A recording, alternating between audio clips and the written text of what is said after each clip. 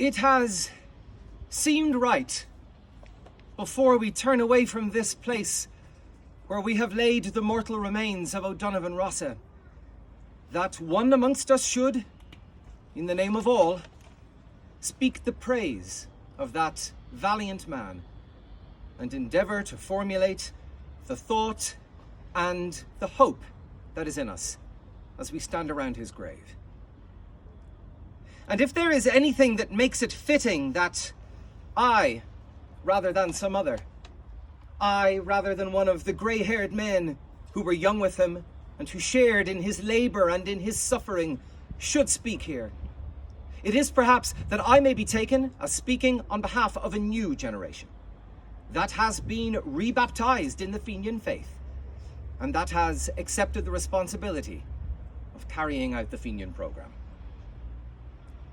I propose to you then that here by the grave of this unrepentant Fenian, we renew our baptismal vows. That here by the grave of this unconquered and unconquerable man, we ask of God, each one for himself, such unshakable purpose, such high and gallant courage, such unbreakable strength of soul, as belonged to O'Donovan Rossa. Deliberately here we avow ourselves, as he avowed himself in the dock, Irishmen of one allegiance only. We of the Irish Volunteers and you others who are associated with us in today's task and duty are bound together and must stand together henceforth in brotherly union for the achievement of the freedom of Ireland. And we know only one definition of freedom. It is Tone's definition. It is Mitchell's definition. It is Ross's definition. Let no man blaspheme the cause that the dead generations of Ireland served by giving it any other name and definition than their name and their definition. We stand at Ross's grave, not in sadness, but rather in exaltation of spirit, that it has been given to us to come thus into so close a communion with that brave and splendid Gael. Splendid and holy causes are served by men who are themselves splendid and holy. O'Donovan Rossa was splendid in the proud manhood of him, splendid in the heroic grace of him, splendid in the Gaelic strength and clarity and truth of him.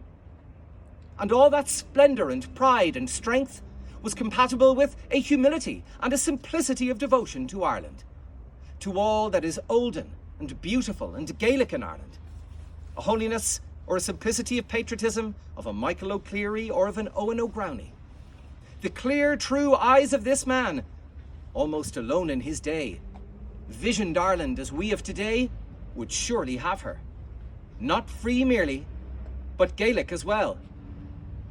Not Gaelic merely, but free as well. In a closer spiritual communion with him now than ever before, or perhaps ever again. In a spiritual communion with those of his day, living and dead, who suffered with him in English prisons. In communion of spirit, too, with our own dear comrades, who suffer in English prisons today. And speaking on their behalf, as well as our own, we pledge to Ireland our love. And we pledge to English rule in Ireland our hate.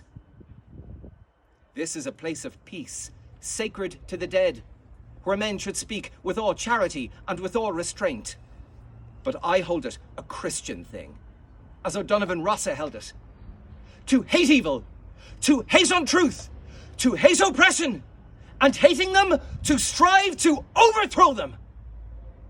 Our foes are strong and wise and wary, but strong and wise and wary as they are, they cannot undo the miracles of God, who ripens in the hearts of young men the seed sown by the young men of a former generation. And the seed sown by the young men of 65 and 67 are coming to their miraculous ripening today. Rulers and defenders of realms had need be wary if they should guard against such processes. Life springs from death, and from the graves of patriot men and women spring living nations. The defenders of this realm have worked well, in secret and in the open. They think that they have pacified Ireland. They think that they have purchased half of us and intimidated the other half. They think that they have foreseen everything, think that they have provided against everything. But the fools, the fools, the fools! They have left us our Fenian dead! And while Ireland holds these graves, Ireland, unfree, shall never be at peace.